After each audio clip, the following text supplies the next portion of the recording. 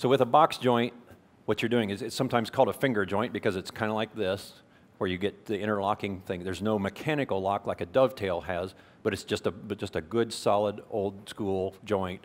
So you get a lot of glue surface.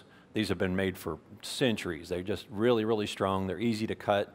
I'm going to show you how to do it on the table saw. You can also do it on a router table real easily. You can hand cut them if you don't, like yourself very much and you want to torture yourself. You can hand cut those. I don't know why you would want to do that, but you can certainly. So what I want to start out with in this is to show you a couple of ways. You could do this with a regular table saw blade. You can get your rip blade and you can cut them and stagger them and make multiple passes. It's a lot of work. They're not as much fun to do it that way. I wouldn't really want to recommend that. You could also do it with your dado set, stack your dados together and make them. So with a stacked dado set, when you get the outer blades, the teeth have kind of a little bit like this. So one goes left, one goes right, and then your spacers, your chippers in between have square teeth that fill in. So what happens is then if you cut your box joints with this, you're going to end up with a joint that looks like this. Little Batman. I'm exaggerating a little, but you'll end up with those tiny little sharp there because those teeth on those alternating bevel teeth stick up just a little bit more proud of the chippers, so you don't get a perfectly flat box joint like that. That's what you're looking for. So that's where you want something with just completely flat teeth. And so you can certainly do this and then go back if you want and sand it and kind of get rid of those, or hope that nobody really notices. It's pretty minimal. I mean, it's minor, but it is there. It is something. So if you're somewhat of a perfectionist and you want to get rid of it, don't want to have that, the best solution that we've found is what they call a box joint or finger joint saw blade set. It's a two-piece set that are flat top teeth, and this one I think is 24 tooth blades. You get them so they're flat and they angle, or they're offset a little bit more to one side than the other, so that if you put them together and it tells you on the side, this side out for 3/8, this side in for 1/4, so that when you stack them together, they kind of overlap each other, and that's going to give me a 1/4 inch box joint. Then if I turn them around the other way and go out, that's going to give me a 3/8 box joint, and it's going to be a perfectly flat rectangular cut that we're doing. This is a Forest product from Forest Blades. Freud also makes one of these. Those are the only two that I'm aware of at the moment that make them. There might be others there in the market, but this set will run you maybe, I don't know, $150 to $200 if you want to get it. Really, really nice if you can come up with those, though. It's just called a box joint or finger joint set. So I'm going to show you how to make a 3/8 box joint. So we're going to install the blades. So it says on there, this side out for 3/8, this side out for 1/4. So I'm going to go with 3/8. And then you just stagger them, lock them together.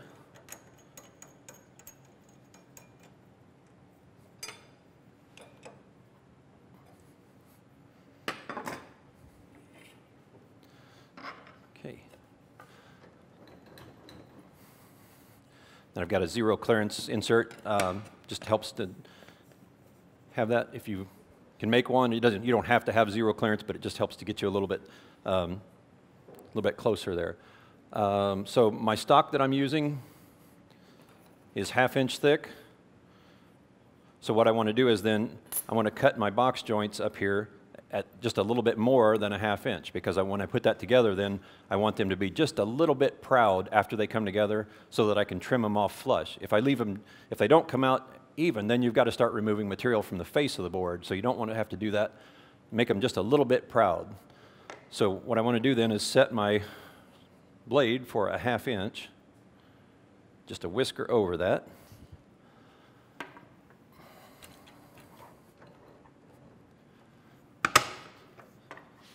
This one is just a little snug. Okay, so I'm just a little over that.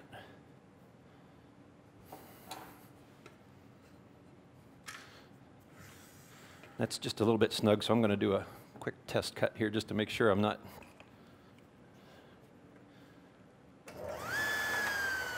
Okay, we're good. Okay, so now we've got the blade set to cut 3/8 wide and a 1/2 inch tall.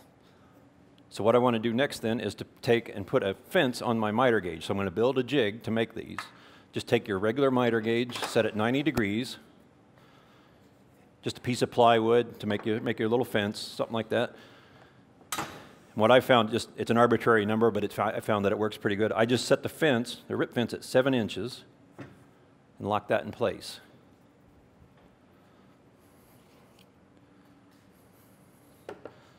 So then what I want to do is I'm going to cut a notch in that.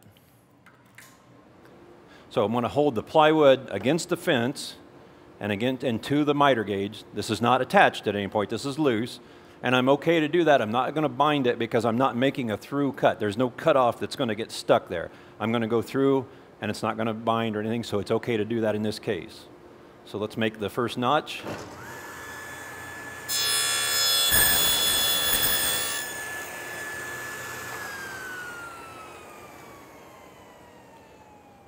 So there we have a 3/8 wide, 1/2 inch tall slot.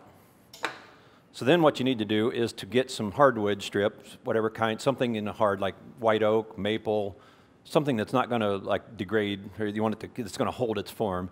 And I'd say make about 1 foot long, make you a little blank, and then run it through your planer or whatever you can get. So you want to ideally end up with a piece that's 3/8 wide, and I make them just 3/8 square. You can do it because even though my stock is 1/2 inch, I don't need this to be that tall. So I just go ahead and make a 3/8 by 3/8 blank. So I run this through my planer or hand plane it, whatever it takes to get you to that size, because you want to sneak up on it and get that cut. And you want that to be just right. That's a little snug. But that's what you're looking for, is to get that. You want to be able to have that as your. So once I get that to my point, I'm a little bit snug. This kind of swelled up on me from, I made this a week ago. It's got a little moisture on it and swelled up.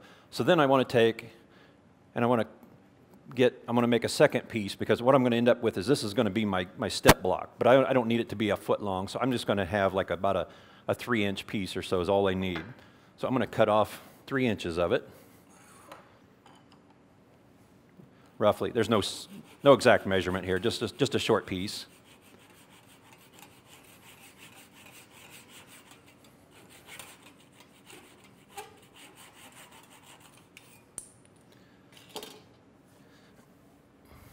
Okay, so now I have 2 pieces. So I'm going to cut now a second notch. So I want to put those 2 pieces against the rip fence. I'm not moving my rip fence from my 7-inch spot. Leave it locked. So now what I want to do is to take my plywood that I cut earlier, slide it over against against those 2 pieces, and now I'm going to cut a second notch. Now I don't want to drag those 2 pieces along the fence with me. I'm just using that for my placement. So get it held against your miter gauge, pull those out of the way, and let's make the second cut.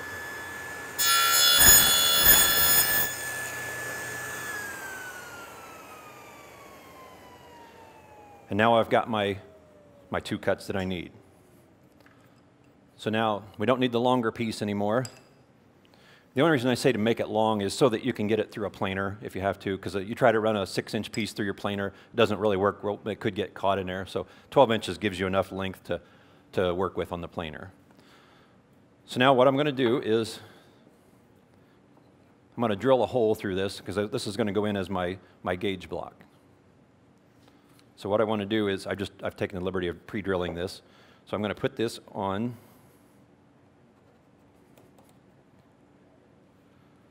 Okay, so just drill a little hole for it.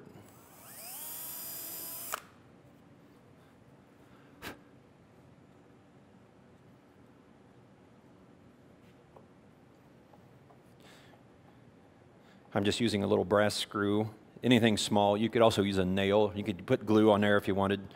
Just anything to hold it in place.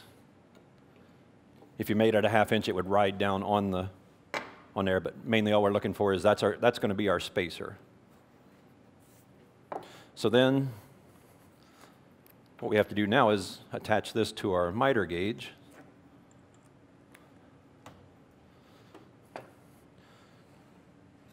So now when I put that up against there, see I'm going freely through there, so that becomes my gauge now to make my step and repeat cuts. So what I want to do is to make a test cut. Before we anchor this, we can do this with, I just put a couple of screws through the back of the miter gauge. So let me get that.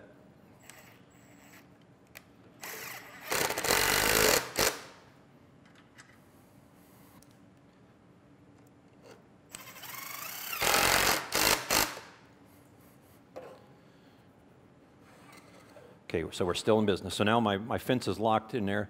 Now I no longer need this, so I can move the rip fence. So now I want to take a couple of scrap pieces and test my fit, first of all. So the first part, I'm going to make one side of a block, and then the other one will have an offset, and I'll make it and test just one joint. So let me cut that real quick.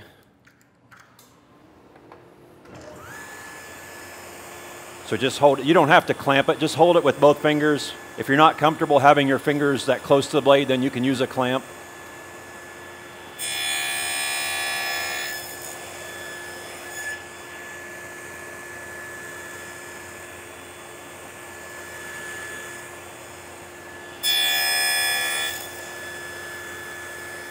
Like I say, I'm just a little tight on my...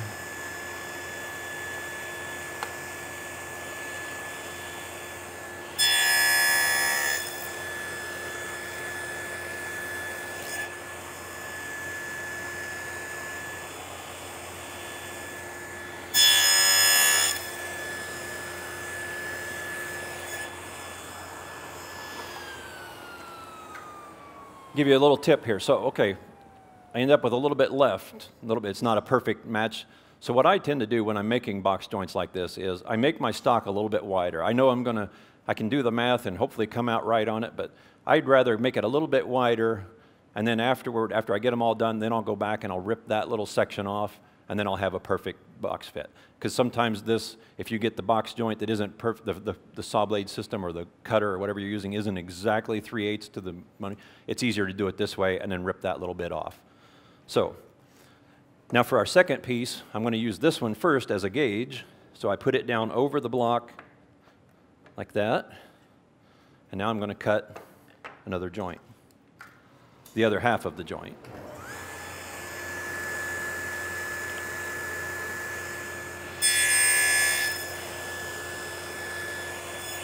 I only need to use this for the first cut. So now I take this piece off, put that aside.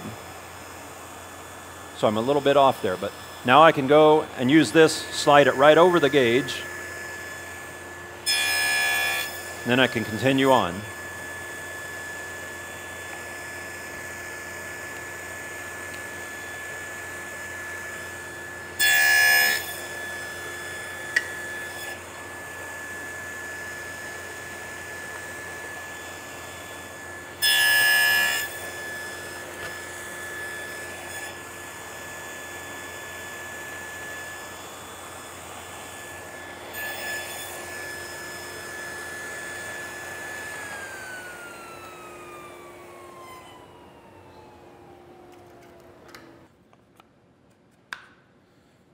Okay, so now we've got a box joint that fits nicely. And it's a little bit proud, which again, I can trim off. I'm probably a little tall there. You could reduce that if you wanted, but that's not hurting anything. So what I want to do then is just go ahead and make that joint. Main thing is get my box joints here that makes up to all that, rip them to width after I've got them all cut, and then you'll have a perfect box joint to go. And then you can save this jig because it's going to be set up from here forward. You can always do more joints then. So you would just go through and do each of your box joints. You do 2. In this case, if mine are all the same size, so I would do 2 of each, so that you would have, because you've got to have this interlocking, you've got to have the opposing sides have to be milled the same way, so that so the way I do that is to do each of them first, so that you're starting with one against the gauge block here. So you're starting there, mill that one, do your second one like this, same way, then do another piece that's the opposing side, do those two the same way, then come back and get your other set of pieces, put them up there, make those cuts, and get them so that you can have them opposing. So you want to make sure that they're going to marry up as you go around the box. So the question was, what kind of a bottom would you put in this? So when you've got a box joint, you don't want to make anything that's going to exit. So you don't want to put a groove that's going to show from the outside. So you can't really, like, I can't take these pieces over here and run them across the table saw and cut a slot in there for that, because it's going to make a slot that's going to show here.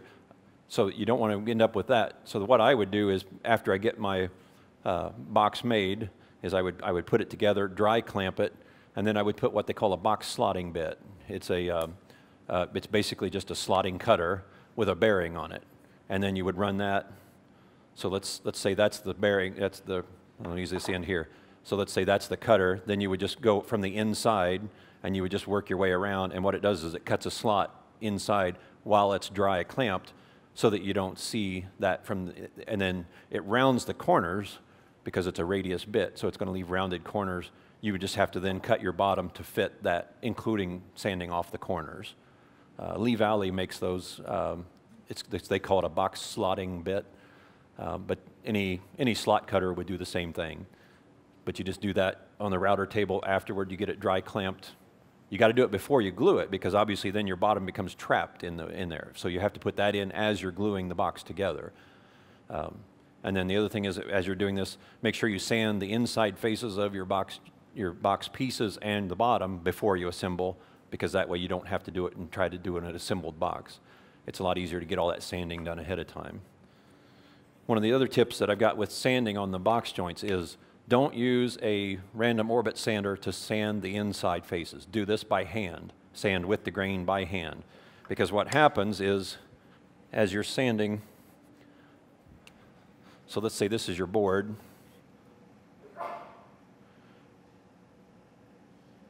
Sorry, my drawing's there. But so you put your sander up here. Well, that random orbit sander pad, so that's your sander. What happens is that as you go out here, that pad wants to sag a little bit, and it's going to round over this corner just ever so slightly on this. So you don't want to end up getting those rounded, because then it's going to show, and it's going to leave a gap on the outside of your box that you're going to see. And then you're going to think your box joints aren't coming together, when in fact they are. You just rounded over that crisp edge. So do strictly hand sanding along there to keep those joints nice and crisp. As far as the outside of it, I do that after I've assembled. So glue your box together, wipe off any glue or clean it off with a chisel or whatever, and then afterward trim them flush, then go over it with a sander. You can use your random orbit sander at that point, because if you round it over, nobody's really going to see if it's slightly rounded. You can also hand sand it at that point, but you're not losing anything because the glue joint has already been locked together and set.